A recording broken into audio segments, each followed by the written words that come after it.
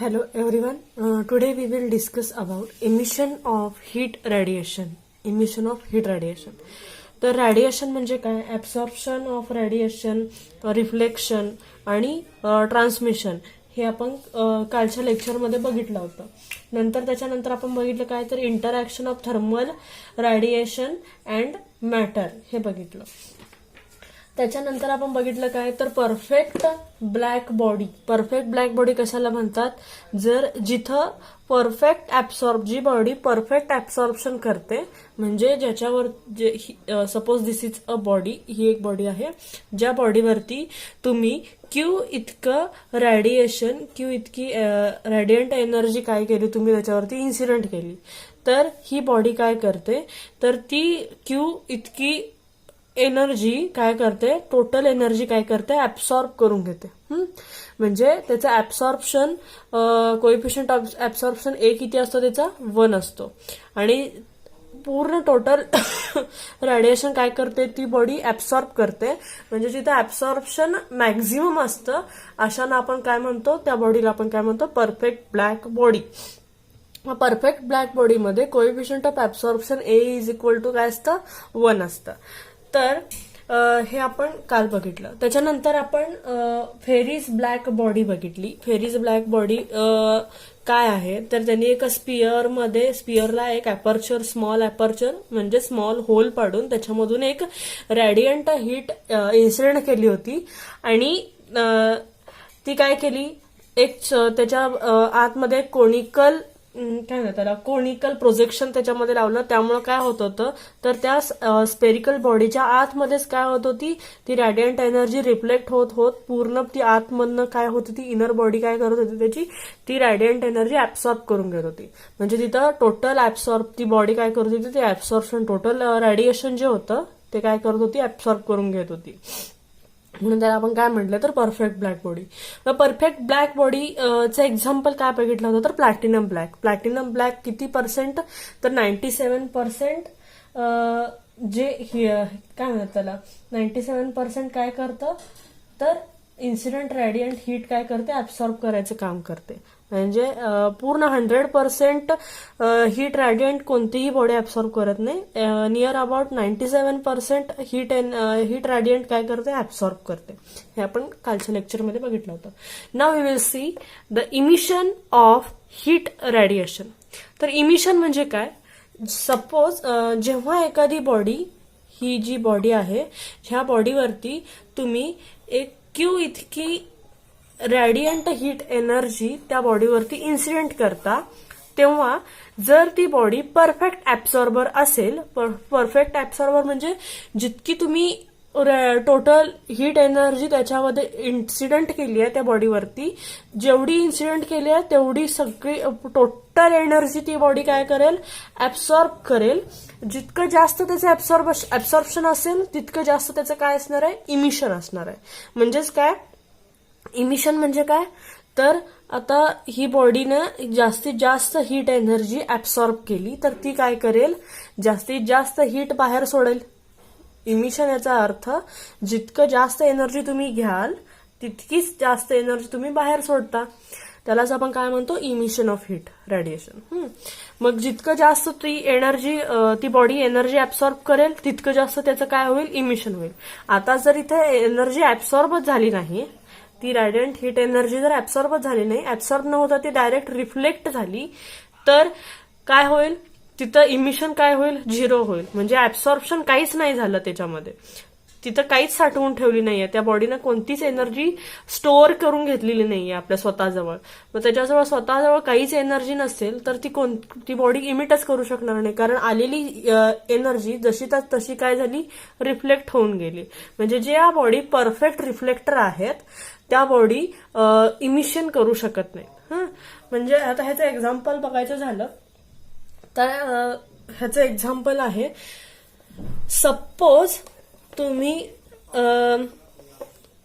आता एक कपमध्ये, हा एक कप आहे, ह्या कपमध्ये तुम्ही टी, गरम हॉट टी भरलाय, हॉट टी ह्या कपमध्ये आहे. आणि आणखीन एक कप घेतलाय, त्या कपमध्ये तुम्ही आईस वॉटर घेतलं.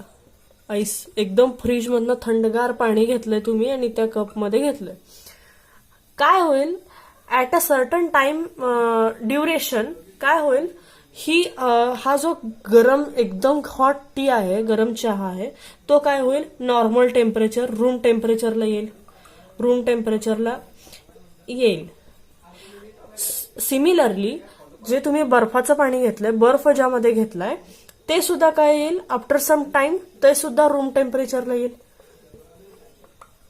हा म्हणजे हॉट टी जो आहे तो काय करेल, त्याच्यामध्ये असणारी जी रॅडियंट एनर्जी जी होती तो काय करेल हळूहळू त्याचं इमिशन. आता इमिशन म्हणजे याचा अर्थ कळालं. आता जितकं जास्त त्याच्यामध्ये हीट होती तितकं काय झालं ते पटकन नॉर्मल टेम्परेचरला यायला चालू झालं. आता ह्याच्यामध्ये काय होतं, हीट काय होती कमी होती, पण बाहेरच्या वातावरणाचा इफेक्ट त्याच्यावरती झाल्यानंतर हे जे आईस वॉटर जे आहे ते काय झालं, ते पण नॉर्मल रूम टेम्परेचरला यायला लागलं. म्हणजेच इमिशन म्हणजे काय, त्याच्याजवळ असणारी जी स्टोअर केलेली जी एनर्जी आहे ते बाहेर सोडायचा एन्व्हायरमेंटमध्ये, ऍटमॉस्फिअरमध्ये जे बाहेर सोडून देतं त्याला आपण काय म्हणतो, इमिशन ऑफ हीट रेडिएशन असं आपण म्हणतो. म्हणजे दोन्ही काय होत आहेत, एकाचं टेम्परेचर मॅक्झिमम आहे आणि एकाचं टेम्परेचर खूप लो आहे. एकाचं टेम्परेचर मॅक्झिमम आहे आणि एकाचं टेम्परेचर खूप लो आहे. अशा दोन्ही टेम्परेचर, एकाचं मॅक्झिमम आणि एकाचं मिनिमम, दोन्ही टेम्परेचर असणाऱ्या बॉडीज काही वेळानंतर काय होतात, सेम रूम टेम्परेचरला येतात. म्हणजे आपलं room temperature, normal room temperature जे असतं अशा रूम टेम्परेचरला येतं. हे कधी होतं, आफ्टर सम टाइम, म्हणजे काही टाइम ड्युरेशन गेल्यानंतर काय होतं, दोन्ही बॉडीज एका कॉन्स्टंट टेम्परेचरला येतात. म्हणजे त्यावेळेस काय होईल, ह्या चहाचं आणि ह्या वॉटरचं दोघांचं काय असेल, टेम्परेचर इक्वल असेल. बट काही वेळापूर्वी काय होतं, ह्याचं टेम्परेचर मॅक्झिमम होतं आणि ह्याचं टेम्परेचर बिलो 0 डिग्री होतं. मग अशा नंतर त्यालाच मग आता आपल्याला इमिशन ऑफ हीट रेडिएशनमध्ये कोणत्या कोणत्या फॅक्टर्स अफेक्ट करतात ते आपण बघूया. तर इमिशन ऑफ हीट रेडिएशनवरती कोणत्या कोणत्या फॅक्टर्स अफेक्ट करतात, तर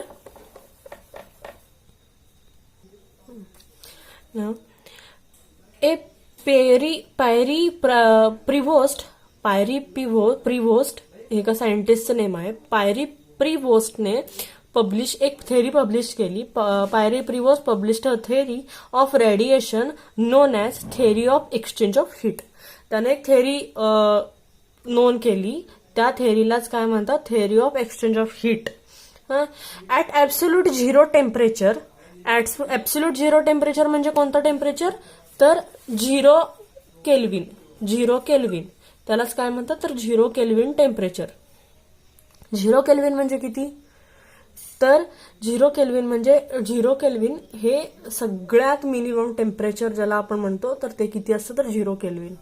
म्हणजे 1 डिग्री सेल्सिअस म्हणजे किती केल्विन असतात, तर 1 degree Celsius is equal to 273 Kelvin असतात. म्हणजे 1 डिग्री म्हणजे आता आपण 0 डिग्री असेल तर 0 डिग्री म्हणजे हे पण मॅक्झिमम टेम्परेचर झालं. बट त्याच्यापेक्षा कमी टेम्परेचर कोणतं असेल, तर ते आहे 0 kelvin temperature. 0 degree kelvin temperature ह्यालाच आपण काय म्हणतो, तर ऍब्सोल्यूट झिरो टेम्परेचर. जेव्हा एखादी बॉडी ऍब्सोल्यूट 0 टेम्परेचरला असेल किंवा त्याच्यापेक्षा जास्त त्याचं टेम्परेचर असेल, 0 केल्विनपेक्षा जास्त टेम्परेचर असेल, तर बॉडी रॅडिएट थर्मल एनर्जी. तर ती बॉडी काय करते, तर एक थर्मल एनर्जी रॅडिएट करायला चालू करते. And at same time they absorbs radiation received from surrounding. आणि त्याच वेळेस ती काय करते, तर सराउंडिंग मधून पण रॅडिएशन ऍब्सॉर्ब करायचं काम, स्वतःजवळ असणारे रॅडिएशन इमिट सुद्धा करते आणि सराउंडिंग मध्ये ऍटमॉस्फिअर मध्ये असणारं रॅडिएशन ऍब्सॉर्ब सुद्धा करते at a same time. Emission per unit time depends upon surface of emission, its area and temperature. Emission per unit time depends upon surface of emission and its area and temperature. Hotter bodies radiate at higher rate. Hotter bodies ज्या गरम, आता मगाशी आपण चहाचं आणि आईसचं example बघितलं. तर hotter bodies ज्या असतात, ज्या बॉडीज गरम असतात, हॉट असतात, हॉटर बॉडीज, त्यांचा काय असतो, रेडिएशन रेट जास्त असतो दॅन कोल्डर बॉडीज. ज्या बॉडीज थंड असतात त्यांच्यापेक्षा ज्या हॉटर असतात बॉडीज, त्यांचा रेडिएशन रेट काय असतो, मॅक्झिमम असतो. The average translational kinetic energy determines the temperature of the body. The absorbed radiation therefore causes a rise in temperature of the body. A body can radiates its absorbed radiations. आता एखादी body जर perfect absorber असेल, ही body आहे, ती body perfect absorber आहे म्हणजे काय, तुम्ही त्याच्यावरती इन्सिडेंट केलेली सगळी एनर्जी ती बॉडी काय करते, ऍब्सॉर्ब करायचं काम करते. A body can radiates its absorbed energy. आता ती काय करते, जी ऍब्सॉर्ब केलेली एनर्जी आहे ती काय करते, परत रेडिएट करायचं काम करते. If body radiates more than it absorbs its temperature decreases and vice versa. जर एखादी बॉडी तिने ऍब्सॉर्ब केलेल्या एनर्जीपेक्षा जास्त एनर्जी रेडिएट करत असेल, ऍब्सॉर्ब केलेली एनर्जी क्यू आहे पण Q+1 एनर्जी ती रेडिएट करत असेल, तर त्या बॉडीचं जे टेम्परेचर आहे, टेम्परेचर काय होतं, मिनिमम डिक्रीज व्हायला चालू होतं. काय समजतंय, जर एखादी बॉडी, त्या बॉडीवरती Q इतकी एनर्जी आपण इन्सिडेंट केली आणि ती एनर्जी त्या बॉडीने ऍब्सॉर्ब केली, बट रेडिएट करताना, इमिट करताना ती बॉडी काय करते, तर त्या ऍब्सॉर्ब केलेल्या एनर्जीपेक्षा जास्त एनर्जी जर ती इमिट करत असेल, तर त्या बॉडीचं जे टोटल टेम्परेचर असतं ते काय होतं, डिक्रीज व्हायला चालू होतं. हा म्हणजे चहा जो आहे, आपण एका कपमध्ये चहा घेतला होता, टी घेतला होता, तर तो टी काही आफ्टर सम टाइम तो टी नॉर्मल टेम्परेचरला का यायला लागतो, that is the reason behind that. काय तर सुरुवातीला चहाचं टेम्परेचर कसं असतं, मॅक्झिमम असतं, बट आफ्टर सम टाइम काय होतं, तर ते काय करतं, त्याच्यामध्ये असणारं जे हीट एनर्जी होती ते काय करतं, तर बाहेरच्या बाजूला इमिट करायला चालू करतं, सराउंडिंग मध्ये काय करतं, इमिट करायला चालू करतं. हा म्हणून त्याचं जे इनिशियल टेम्परेचर जे होतं त्या चहाचं, ते काय होतं, डिक्रीज व्हायला चालू होतं. मग ते रूम टेम्परेचर पर्यंत येईपर्यंत ते डिक्रीज होत राहतं आणि रूम टेम्परेचरला आल्यानंतर ते स्टॉप होतं. आता ह्यालाच रेट ऑफ ऍब्सॉर्प्शन, म्हणजे त्या बॉडीनं जितकं रेडिएशन ऍब्सॉर्ब केलेत, जितके रेडिएशन्स ऍब्सॉर्ब केले, त्यालाच आपण काय म्हणतो, rate of absorption. Rate of absorption is equal to rate of absorption is equal to rate of emission. Rate of absorption is equal to rate of emission. म्हणजे जितकं energy त्यांनी ऍब्सॉर्ब केली आहे तितकीच एनर्जी काय करेल, ते इमिट सुद्धा करेल. The temperature of a body remains constant. मग ह्या केसमध्ये जेव्हा रेट ऑफ ऍब्सॉर्प्शन म्हणजे त्याच्यावरती ऍब्सॉर्ब झालेलं एनर्जी तितकीच त्यानं जर इमिट केली, रेट ऑफ इमिशन, ह्या कंडिशनमध्ये त्याचं टेम्परेचर काय असतं, कॉन्स्टंट असतं. टेम्परेचर काय असेल तेव्हा, टेम्परेचर इज कॉन्स्टंट. टेम्परेचर काय असेल तेव्हा कॉन्स्टंट असतं. कधी, जेव्हा rate of absorption is equal to rate of emission असेल तेव्हा टेम्परेचर काय असतं, कॉन्स्टंट असतं. टेम्परेचर डिक्रीज केव्हा होतं, जेव्हा त्यांना ऍब्सॉर्प्शन पेक्षा जास्त, ऍब्सॉर्ब केलेल्या एनर्जीपेक्षा जास्त एनर्जी इमिट केली असेल तर काय होतं, टेम्परेचर डिक्रीज व्हायला चालू होतं.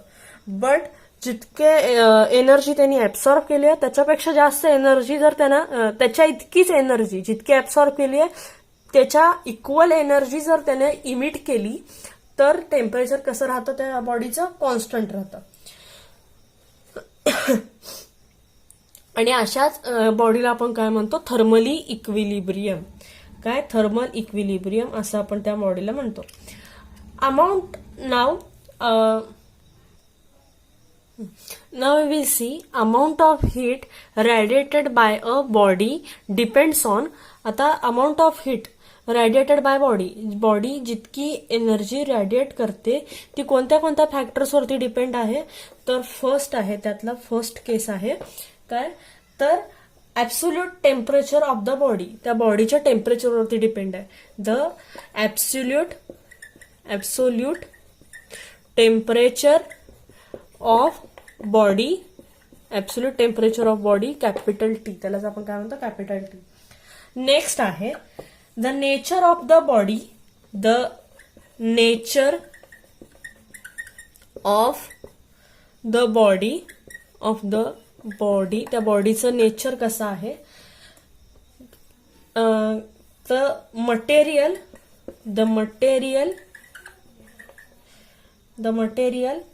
Nature of surface. Material nature of surface म्हणजे काय.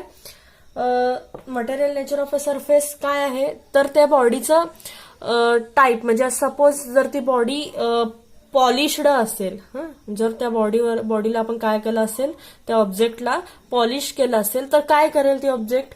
पॉलिश केलं जर त्या ऑब्जेक्टला जर आपण पॉलिश केलं असेल तर काय होईल तर आपण जी रेडिएशन करणार आहे त्याच्यावरती, रेडियंट हीट एनर्जी त्याच्यावरती इन्सिडेंट करणार आहे ते काय करेल तर त्या रेडिएशनला रिफ्लेक्ट करेल. ते रेडिएशन काय होईल त्याच्यावरून रिफ्लेक्ट होऊन जाईल. तिथं कोणतंही ऍब्सॉर्प्शन होणार नाही. म्हणजे जर तिथं आपण पॉलिश्ड किंवा आपण पॉलिश केलेली नसेल घेतली तर काय होईल ती जी सरफेस आहे ती जर आपण पॉलिश न करता यूज केली तर काय करतं तर आपण जेवढी रॅडियंट एनर्जी त्याच्यावरती इन्सिडेंट करू ते काय करतं ऍब्सॉर्ब करायचं काम करतं. म्हणजे त्या बॉडीची सरफेस ऑफ द बॉडी ही काय आहे त्याची पॉलिश्ड आहे की नाही ह्याच्यावरती सुद्धा काय करतं ते डिपेंड करतं. म्हणजे त्याची surface polished or not. Now third case is surface area of the body. Surface emission of heat, amount of heat radiation of a body कशावरती डिपेंड करते तर surface area of the body. Surface area of the body that is capital A. म्हणजेच काय surface area म्हणजे काय जर तुम्ही त्या बॉडीचा सरफेस एरिया स्मॉल घेतला तर काय होईल जितका स्मॉल सरफेस एरिया तितकं काय होईल त्याचं ऍब्सॉर्प्शन कमी होईल आणि इमिशन सुद्धा काय होईल कमी होईल. जितका एरिया मॅक्झिमम तितकं काय होईल ऍब्सॉर्प्शन जास्त होईल आणि इमिशन काय होईल कमी होईल. म्हणजे त्याच्या सरफेस एरियावरती सुद्धा काय आहे ते डिपेंड आहे. तुमचा सरफेस एरिया मिनिमम असेल मॅक्झिमम असेल तर तिथे इमिशन ऍब्सॉर्प्शन आणि इमिशन सुद्धा काय होईल मिनिमम होईल. नाव the next point is time duration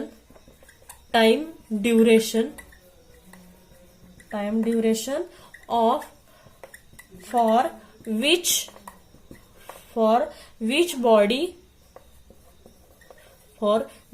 body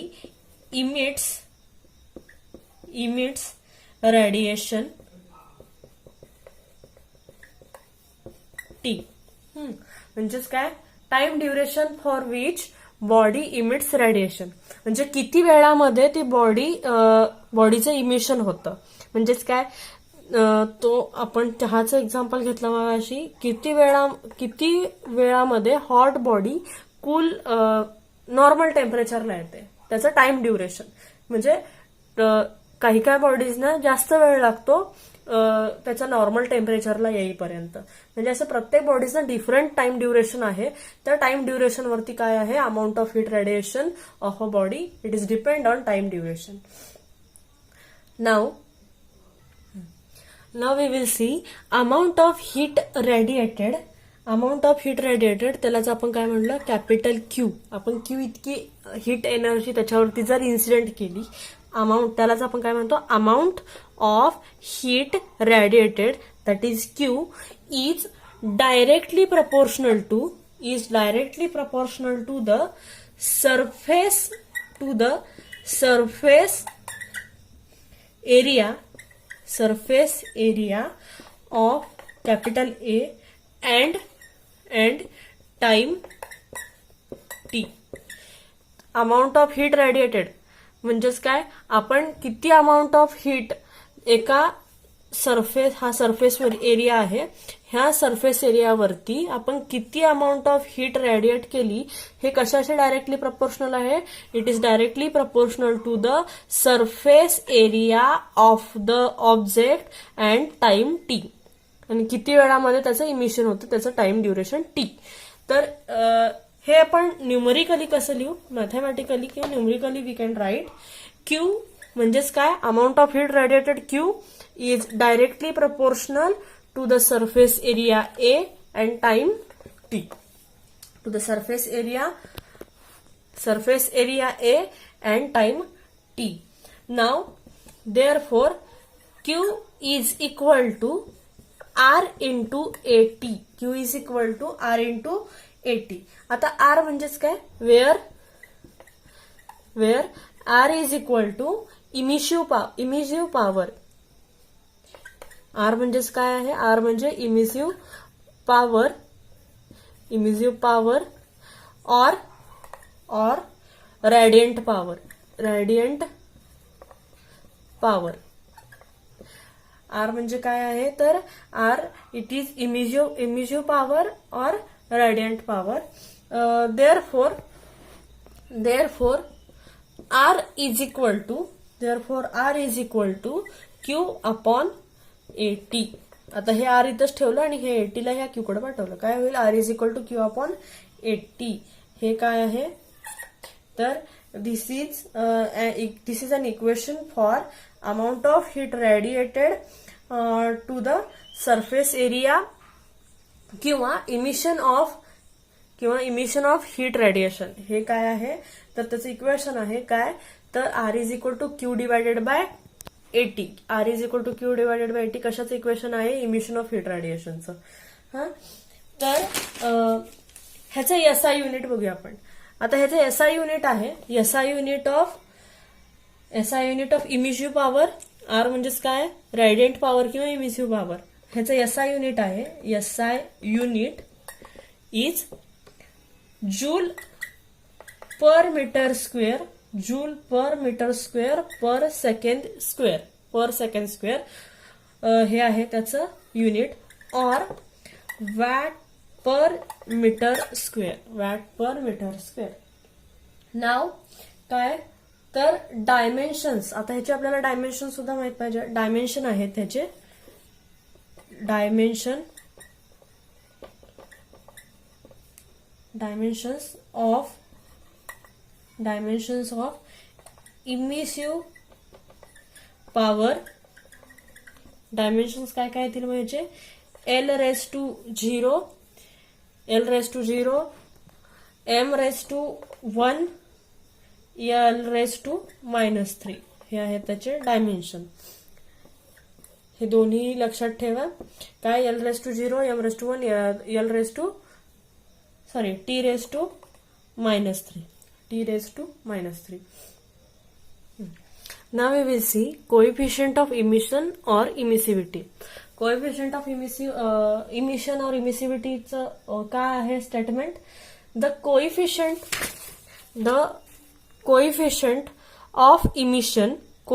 of emission or emissivity E. आपण कोएफिशियंट ऑफ इमिशन किंवा इमिसिव्हिटीला कशाने डिनोट करणार आहे, तर स्मॉल ई. ई म्हणजेच काय, कोएफिशियंट ऑफ इमिशन.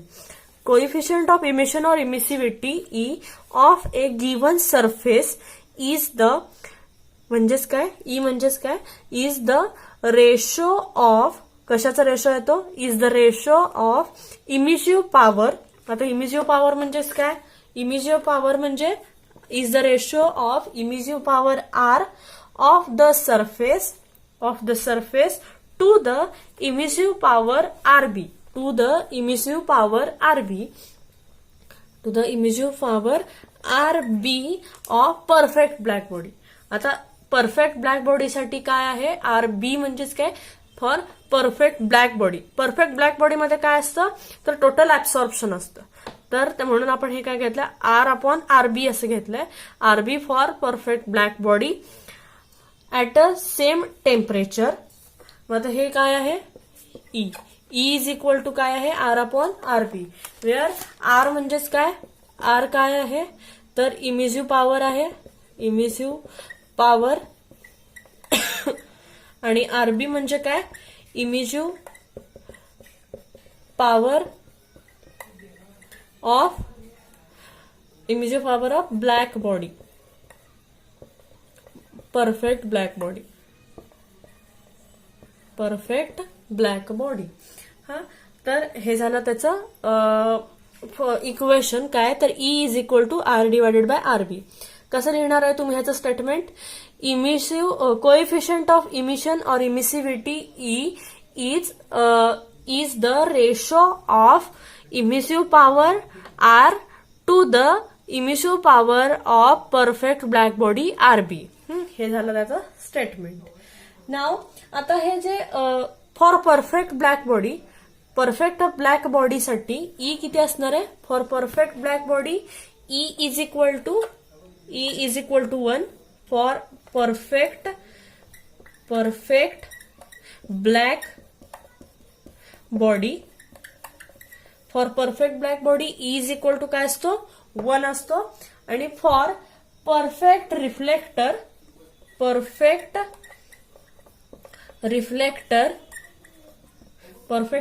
मध्ये E काय असणार आहे, 0 असणार आहे. आता परफेक्ट ब्लॅक बॉडीसाठी E इज इक्वल टू 1च काय असणार आहे, तर परफेक्ट ब्लॅक बॉडी म्हणजे काय, जिथं मॅक्झिमम ऍब्सॉर्प्शन असेल, मॅक्झिमम कोएफिशियंट ऑफ ऍब्सॉर्प्शन कसं असेल, मॅक्झिमम असेल. म्हणजे तिथं कोएफिशियंट ऑफ ऍब्सॉर्प्शन ए काय असणार आहे, 1 असणार आहे. म्हणजे ए 1 आहे, म्हणजेच E म्हणजे E काय असणार आहे, 1 असणार आहे याचा.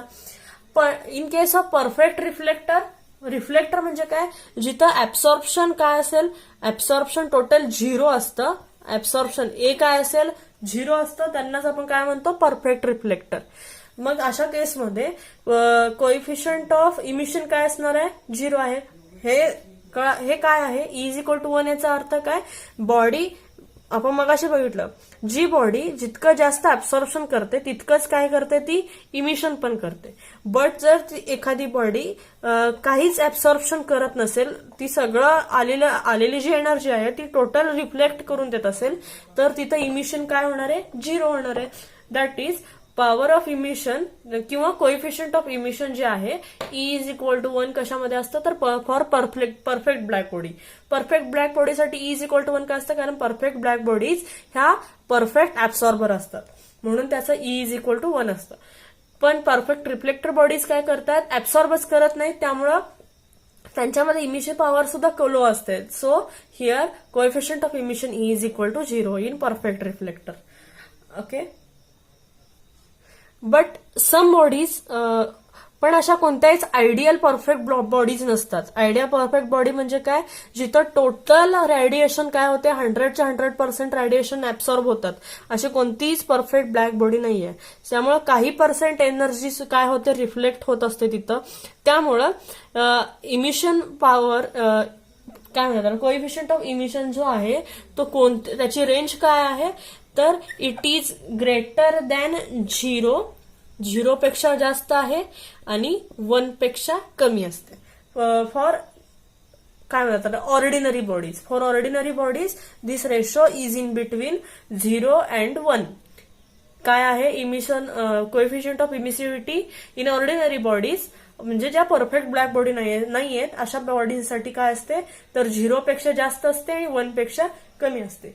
मग हे जे आहे फॉर कॉपर, आपण जर कॉपर बॉडीवरती हीट इन्सिडेंट केली तर त्याची इमिसिव्ह पॉवर किती आहे, फॉर कॉपरसाठी कॉपरची इमिसिव्ह पॉवर आहे E इज इक्वल टू 0.3. कॉपरची इमिसिव्ह पॉवर काय आहे, E is equal to 0.3 for copper. Now we will see Kirchhoff's law of heat radiation and its theoretical proof. आता आपण Kirchhoff's law बघूया. काय आहे Kirchhoff's law, त्याचं स्टेटमेंट बघूया. त्याचं स्टेटमेंट आहे, इट स्टेट्स दॅट, Kirchhoff's lawचं स्टेटमेंट आहे, it states that at a given temperature, the ratio of कशाचा रेशो आहे किर्चॉफ्स लॉ म्हणजे ऍट अ गिव्हन टेम्परेचर, दिलेल्या टेम्परेचरमध्ये the ratio of emissive power to the, emissive power म्हणजेच काय, R, capital R, त्याला आपण काय म्हणतो, emissive power. The ratio of emissive power that is capital R power to coefficient of absorption. Coefficient of absorption म्हणजेच काय, तर A, small A. Coefficient of absorption of a body is equal to the emissive power of a perfect black body. ह्या दोघांचा ratio कशाशी equal आहे, perfect black body that is R B, perfect black body at the same temperature for all wavelength, at same temperature for all wavelength. काय आहे statement, it is states that, आता हे statement काय आहे बघा, स्टेटमेंट लक्षात घ्या. It states that Kirchhoff's law states that, Kirchhoff's law काय सांगतोय, Kirchhoff's law states that at a given temperature the ratio of, कशाचा रेशो, इमिजिव्ह